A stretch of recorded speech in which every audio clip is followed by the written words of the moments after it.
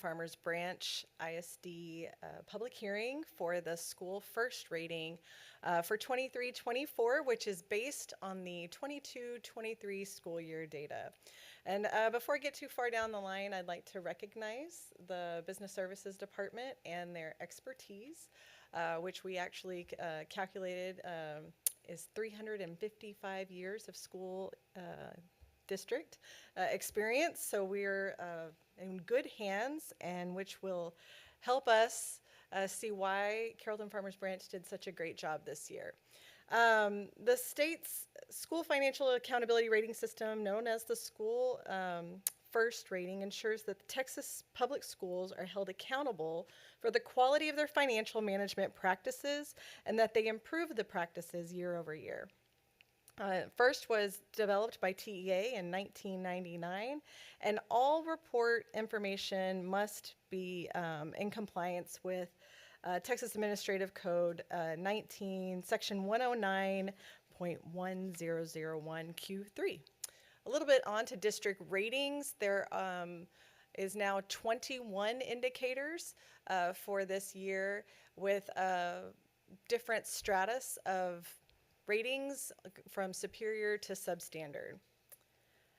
The first 5 indicators are critical indicators that demonstrate a ceiling passed or could potentially fail the first right away, which the district has all passed with flying colors. Solvency indicators like the assigned and unsigned fund balances, days of cash on hand with current investments, having the means to cover short-term debt, making sure your revenues equal or exceed your expenditures, and making sure your budgeted revenues are accurate to your actual revenues received, and of course the long-term solvency. All of these indicators the district passed with flying colors. Again, Indicator 10 was not scored this year due to the impact of the accounting changes implemented by the Governmental Accounting Standards Boards. A little bit more about solvency. We look at the correlation between future debt requirements and the district's assessed property value. So we got full points there, very healthy tax base.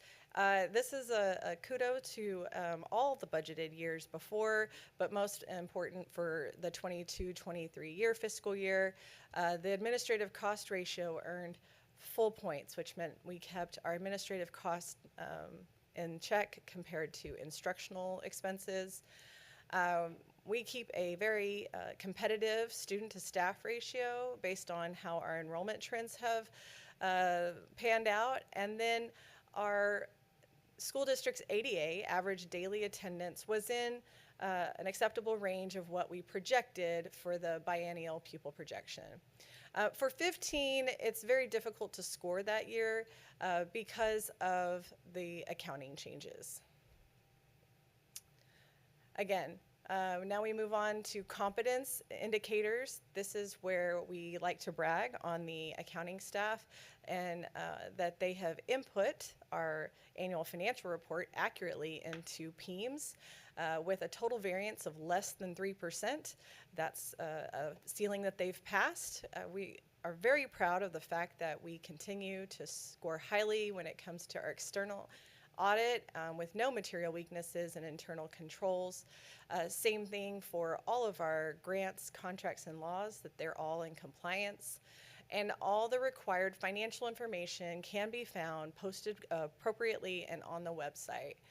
And then we keep the board informed about any kind of substantial change to funding.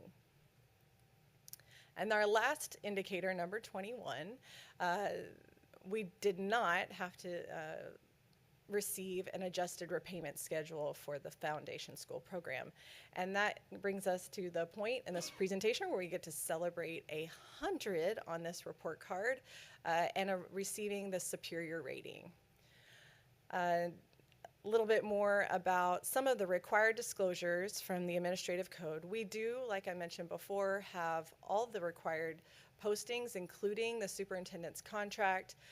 We've provided, in the next slide, a total reimbursements received by the superintendent and each board member. We have nothing to report when it comes to compensation and fees received by the superintendent for professional consulting.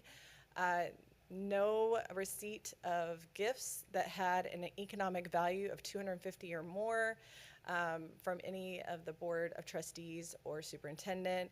And no board member had any aggregate amount of business transactions with the school district that needed to be reported.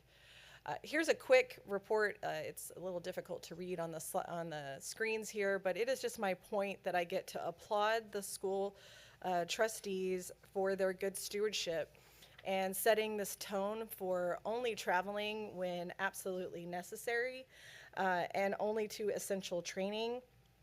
It highlights best practice from the tone and sets the tone at the top for all of our administrators to follow. A little bit about how much more we can celebrate is when you look at our peer districts and nearby, you can see that we're maximizing with our long-term financial strategy in a way that outperforms a lot of our neighbors. And so I just like to provide that as well for the community and for the board to digest. And with that, I will yield the floor to any questions from the community.